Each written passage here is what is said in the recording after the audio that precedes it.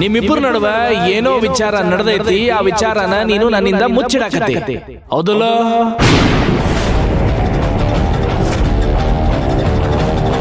ಇಲ್ಲ, ಈ ಸತ್ಯ ಅನ್ನೋ ಬೆಂಕಿನ ಎದೆ ಒಳಗಡೆ ಇಟ್ಕೊಂಡಷ್ಟು ಮನ್ಸನ್ನ ಸುಡ್ತಾನೆ ಇರುತ್ತೆ.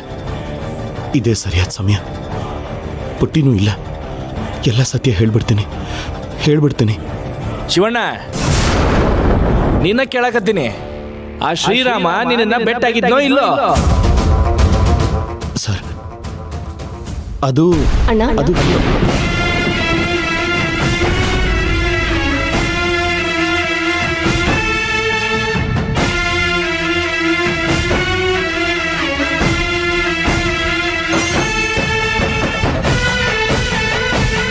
ಸರ್, ಏನ್ ಮಾಡ್ತಾ ಇದ್ದೀರಾ?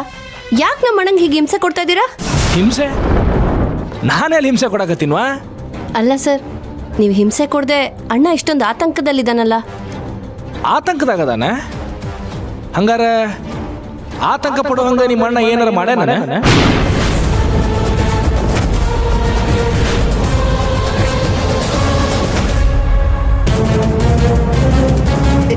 ಇಲ್ಲ ಸರ್, ನಮ್ಮಣ್ಣ ಏನು ಮಾಡಿಲ್ಲ. ಇವಾಗ ಅವನ ಮನಸ್ಥಿತಿ ಸರಿ ಇಲ್ಲ. ನಾನು ಕಾಣೆಯಾಗಿದ್ದು, ಈಗ ಜ್ಯೋತಿ ವಿಚಾರ, ಇದೆಲ್ಲ ಅವನ ಮನಸ್ಸಿನ ಮೇಲೆ ತುಂಬ ನೋವು ಮಾಡಿದೆ. ಒಂದ್ಸಲ ಇದ್ದಂಗೆ ಅವನು ಇನ್ನೊಂದ್ಸಲ ಇರ್ತಾ ಇಲ್ಲ.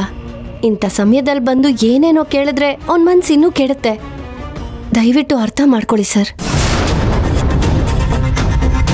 ನೀವು ಅವಾಗಲೇ ಕೇಳಿದ ಪ್ರಶ್ನೆಗೆಲ್ಲ ನಾನು ಉತ್ತರ ಕೊಡ್ತೀನಿ. ತನ್ನ ಹೆಂಡತಿ ಪ್ರೀತಿಸ್ತಿದ್ದಾಳೆ ಅಂತ ಗೊತ್ತಾದ ಮೇಲೂ ಅಣ್ಣ ರಾಮ್ ಹಾಸ್ಪಿಟ್ಲ್ ಖರ್ಚನ್ನೆಲ್ಲ ನೋಡ್ಕೊಂಡಿದ್ದಾನೆ. ಅವನಿಗೆ ನಮ್ಮ ಅಣ್ಣನಿಂದ ತೊಂದರೆ ಆಗಿದೆ ಅಂತ ನೀವು ಅನ್ಕೋತೀರಾ?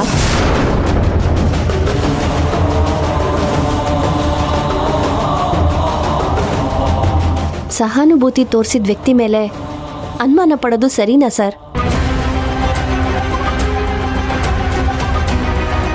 ಅಣ್ಣ ಬಾ ಅಣ್ಣ, ಟೈಮ್ ಆಗ್ತಿದೆ, ಹೊರಡೋಣ. ಎಲ್ಲಿಗೆ ತುಳಸಿಯವ್ರ? ಸರ್, ಇವತ್ತು ಪಂಚಾಯಿತಿ ಅಧ್ಯಕ್ಷೆಯಾಗಿ ಮೊದಲನೇ ದಿನ ಅಧಿಕಾರ ಸ್ವೀಕರಿಸ್ತಾ ಇದ್ದೀನಿ. ಅದಕ್ಕೆ ನಮ್ಮ ಅಣ್ಣನೂ ನನ್ನ ಜೊತೆಗಿರ್ಬೇಕು ಅಂತ ಆಸೆ. ಅದಕ್ಕೆ ಅವನ್ನ ಕರ್ಕೊಂಡು ಹೋಗೋದಕ್ಕೆ ಬಂದೆ. ದಯವಿಟ್ಟು ತಪ್ಪು ತಿಳ್ಕೊಬೇಡಿ ಸರ್, ನಾವು ಬರ್ತೀವಿ.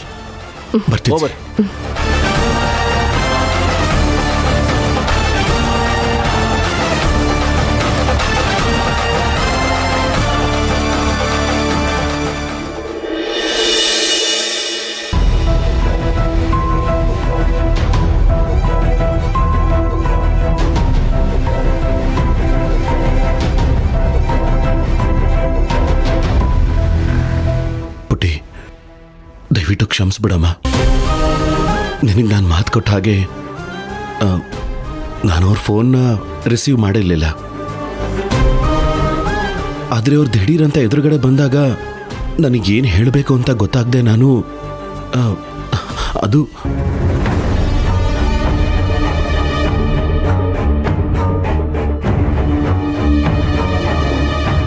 ಡ್ರೈವರ್, ಮುಂದೆ ಕಾರ್ ಸೈಡ್ಗೆ ಹಾಕಿ. ಸರಿ ಮೇಡಮ್.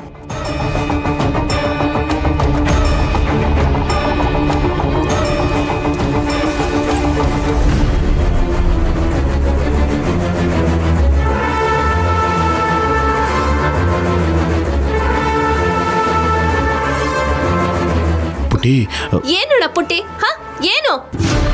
ಏನು ಮಾಡಕ್ ಹೊರಟಿದ್ಯಾ ನೀನು? ತಪ್ಪಾಯ್ತು, ಕ್ಷಮಿಸ್ಬಿಡು ಅಂತ ಕೇಳಿದ್ನಲ್ವಾ? ಕ್ಷಮೆ ಕೇಳ್ಬಿಟ್ರೆ ಆಗೋಯ್ತಾ? ನಾನ್ ಬರೋದ್ ಸ್ವಲ್ಪ ತಡ ಆಗಿದ್ರು ಎಲ್ಲ ಸತ್ಯನೂ ಬಾಯ್ ಬಿಟ್ಬಿಡ್ತಿದ್ಯಲ್ಲ. ನನಗ್ ಮಾತ್ ಕೊಟ್ಟಿದ್ದೇನು, ನೀನ್ ಮಾಡಿದ್ದೇನೋ? ಅದು ಹಾಗಲ್ಲಮ್ಮ. ದೇವಸ್ಥಾನದ ಹತ್ರ ದ್ರೋಣ ಅವರು ಜ್ಯೋತಿ ಹತ್ರ ರಾಮ್ ಬಗ್ಗೆ ವಿಚಾರಣೆ ಮಾಡ್ತಾ ಇದ್ರು.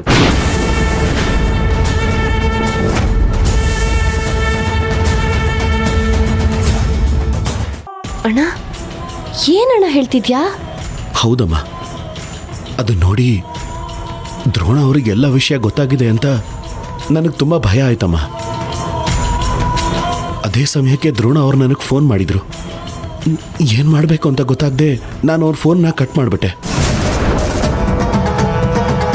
ಆದರೆ ಅವ್ರು ದಿಢೀರಂತ ಎದುರುಗಡೆ ಬಂದು ರಾಮ್ ಕಾಣದೇ ಇರೋದ್ರ ಬಗ್ಗೆ, ಆಸ್ಪತ್ರೆಗೆ ನಾವು ಸೇರಿಸಿರೋದ್ರ ಬಗ್ಗೆ, ಜ್ಯೋತಿ ಮತ್ತು ರಾಮ್ ಪ್ರೀತಿ ಬಗ್ಗೆ ಪ್ರಶ್ನೆ ಮೇಲೆ ಪ್ರಶ್ನೆ ಕೇಳಿದ್ರು. ನನಗೆ ದಿಕ್ಕೆ ತೋಚದೆ ಸತ್ಯ ಹೇಳೋ ಹಾಗಾಯ್ತು ಪುಟ್ಟಿ. ಅದೇ ಸಮಯಕ್ಕೆ ನೀನ್ ಬಂದೆ. ಇಷ್ಟೇ ಪುಟ್ಟಿ ನಡೆದಿದ್ದು. ಇದನ್ ಮೀರಿ ನಾನಾಗಿ ಅವ್ರ ಹತ್ರ ಸತ್ಯ ಹೇಳೋದಕ್ಕೆ ಹೋಗ್ಲಿಲ್ಲಮ್ಮ.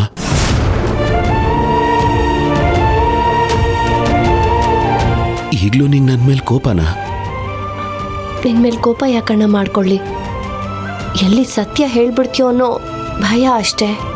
ಪರಿಸ್ಥಿತಿ ಕೈ ಮೀರಿ ಹೋಗ್ತಾ ಇದೆ ಪುಟಿ. ಮುಂದೆ ಏನ್ ನಡೆಯುತ್ತೋ ಅಂತ ತುಂಬಾ ಭಯ ಆಗ್ತಾ ಇದೆ ಅಮ್ಮ. ಮಾಡಿರೋ ತಪ್ಪನ್ನ ಮರೆಯೋಕ್ಕಾಗದೆ ಒಳಗೊಳಗೆ ತುಂಬಾ ಹಿಂಸೆ ಆಗ್ತಾ ಇದೆ ಪುಟಿ. ಅಣ್ಣ, ತಪ್ಪೇ ಮಾಡಿಲ್ಲ ಅಂದಮೇಲೆ ಹಿಂಸೆ ಯಾಕಣ್ಣ? ಅದೆಲ್ಲ ನಿನ್ ಭ್ರಮೆ ಅಷ್ಟೇ. ಇದರಲ್ಲಿ ನೀನ್ ತಪ್ಪೇನೂ ಇಲ್ಲ. ನಿಂದು ಮಾತ್ರ ಅಲ್ಲ, ಜ್ಯೋತಿದು ಏನೂ ತಪ್ಪಿಲ್ಲ. ಹಾಗಿದ್ಮೇಲೆ ನೀನ್ ಯಾವುದಕ್ಕೂ ಏನಕ್ಕೂ ಹೆದರೋ ಅವಶ್ಯಕತೆ ಇಲ್ಲ. ನೀನ್ ತಪ್ಪು ಮಾಡಿದ್ಯಾ ಅನ್ನೋದಕ್ಕೆ ಯಾವ ಸಾಕ್ಷಿ ಇದೆ? ಯಾವ ಸಾಕ್ಷಿ ಇಲ್ಲದೆ ಇದ್ರೂ ಮನಸ್ಸಾಕ್ಷಿ ಅನ್ನೋದು ಇದೆಯಲ್ಲಮ್ಮ. ನಾವ್ ಯಾವ್ದಕ್ಕೆ ಹೆದರ್ಲಿಲ್ಲ ಅಂದ್ರೂ ಮನಸ್ಸಾಕ್ಷಿಗೆ ಹೆದರ್ಲೇಬೇಕಲ್ವಾ? ಅಣ್ಣ, ಹಾಗೆಲ್ಲ ಏನೂ ಇಲ್ಲ ಅಣ್ಣ. ಸ್ವಲ್ಪ ಧೈರ್ಯವಾಗಿರು, ಎಲ್ಲ ತಾನಾಗೆ ಸರಿ ಹೋಗುತ್ತೆ. ಏನ್ ಸರಿ ಹೋಗುತ್ತಮ್ಮ? ಪಾಪ ಆ ಶ್ರೀರಾಮ್ ತಾಯಿ ನೋಡಿದ್ರೆ ನನಗೆಷ್ಟು ಸಂಕಟ ಆಗುತ್ತೆ ಗೊತ್ತಾ? ಪಾಪ ಅವ್ರು ಇನ್ನೂ ಎಷ್ಟು ದಿನ ಅಂತ ಕಾಣದೇ ಇರೋ ಮಗನ್ನ ಹುಡುಕ್ತಾ ಇರ್ತಾರೆ ಹೇಳು. ರಾಮ್ ಇನ್ ಯಾವತ್ತೂ ಸಿಗಲ್ಲ ಅಂತ ನನಗೆ ಸತ್ಯ ಗೊತ್ತಿದ್ರು ಆ ಸತ್ಯ ಅವ್ರ ಹತ್ರ ಹೇಳೋಕ್ಕಾಗದೆ ಒದ್ದಾಡ್ತಾ ಇದ್ದೀನಮ್ಮ. ಅವ್ರ ಮಗ ಇಲ್ದೆ ಪಾಪ ಆ ತಾಯಿ ಹೇಗ್ ಜೀವನ ನಡೆಸ್ತಾರೆ ಹೇಳು? ನನ್ನ ಮನಸ್ಸಲ್ಲಿ ಇಂಥ ಸಾವಿರಾರು ಪ್ರಶ್ನೆಗಳು ನನ್ನನ್ನ ಕ್ಷಣ ಕ್ಷಣ ಚುಚ್ಚಿ ಚುಚ್ಚಿ ಸಾಯಿಸ್ತಾ ಇದೆ ಪುಟಿ. ಈ ನನ್ನ ಪ್ರಶ್ನೆಗಳಿಗೆಲ್ಲ ಯಾರು ಉತ್ತರ ಕೊಡ್ತಾರೆ ಹೇಳು? ಎಲ್ಲ ಪ್ರಶ್ನೆಗಳಿಗೂ ಕಾಲ ಉತ್ತರ ಕೊಡುತ್ತೆ ಅಣ್ಣ. ಅದೇನು ಉತ್ತರ ಕೊಡುತ್ತೋ ಏನೋ. ಒಟ್ನಲ್ಲಿ ಹೂತಿಟ್ಟಿರೋ ಸತ್ಯ ಆಚೆ ಬರೋ ಅಷ್ಟರಲ್ಲಿ ಎಲ್ಲ ಪ್ರಶ್ನೆಗೂ ಉತ್ತರ ಸಿಕ್ಕಿದ್ರೆ ಒಳ್ಳೇದು. ಅಣ್ಣ, ಈ ಜಂಜಾಟನೆಲ್ಲ ಮರೆತು ಇವತ್ತು ಮೊದಲನೇ ದಿನ ನಿನ್ ತಂಗಿ ಪಂಚಾಯಿತಿ ಆಫೀಸ್ಗೆ ಕಾಲಿಡ್ತಿದ್ದಾಳೆ. ನೀನ್ ನನ್ನ ಜೊತೆ ಬಂದು ಸಂತೋಷವಾಗಿ ನನಗೆ ಆಶೀರ್ವಾದ ಮಾಡೋಣ. ಹೌದಲ್ವಾ? ಛೇ, ನಾನಿದನ್ನು ಮರ್ತೇ ಬಿಟ್ಟಿದ್ದೆ ನೋಡು. ಇಂಥ ಸಂತೋಷದ ಸಮಯದಲ್ಲಿ ಜ್ಯೋತಿನೂ ನಮ್ಮ ಜೊತೆ ಇದ್ರೆ ಎಷ್ಟು ಚೆನ್ನಾಗಿರುತ್ತಲ್ವಾ? ಪುಟಿ, ಹೋಗೋ ದಾರಿಯಲ್ಲಿ ಹಾಗೆ ಅವಳನ್ನು ಕರ್ಕೊಂಡು ಹೋಗೋಣವಾ? ಪ್ರಯೋಜನ ಇಲ್ಲ ಅಣ್ಣ, ಅವಳು ಬರೋದಿಲ್ಲ. ಅಲ್ಲ ಪುಟಿ, ಒಂದ್ಸಲ ಪ್ರಯತ್ನ ಪಡೋದ್ರಲ್ಲಿ ತಪ್ಪೇನಿದೆ? ಈ ನೆಪದಲ್ಲಾದ್ರೂ ಅವಳನ್ನು ಮಾತಾಡಿಸಿ ಅವಳ ಮನ್ಸನ್ನು ಬದಲಾಯಿಸ್ಬೋದಲ್ವಾ? ಆ ಪ್ರಯತ್ನ ನಾನು ಯಾವಾಗಲೂ ಪಟ್ಟು ಸೋತೋದೆ.